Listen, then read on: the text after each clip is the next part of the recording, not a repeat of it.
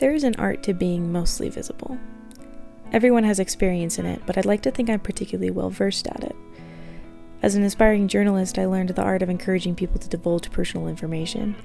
It usually only takes a couple pointed but kindly asked questions to find out things such as the side effects of your roommate's medication, or why your friend almost never cries, or what embarrassing nickname they were given after a private surgery, or how broken their heart really is.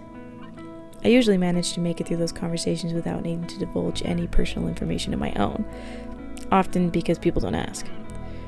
Sometimes the partial visibility feels mandatory. I somehow made it through 6 years of an English degree, having only written a few short stories and a handful of right before it's due poems. I want to label that feat as impressive, only to mask how incredibly disappointing it is. My creative mind is constantly wading through pools of dreams and ideas, but can rarely get a pen to move. Between the road from my heart to my hand is a wall, made with bricks of insecurity and mortar of expectations, largely self-made and self-imposed. My soul wants to make beautiful things, but fear demands structure. So I write essays that are striving to be poems, facts that are trying so hard to feel. In seeking wall-breaking inspiration for this wannabe poem, I asked a couple dozen friends on what they would do if trapped in a completely private room for a few hours. No cameras, no windows, no sound leaking through the walls. Complete liberty to do exactly as you wish, with no judgment. Most people answered with things like sing loudly or dance wildly. Tyler said he would learn to interpretive dance like Squidward, and Janae said she would see how loud she could scream.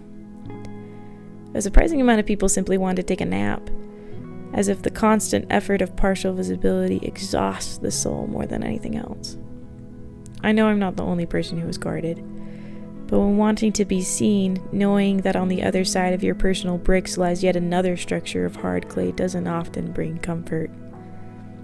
But it does provide validation to know that I'm not the only one still chipping away, to know I'm not the only one who has to think very hard to feel.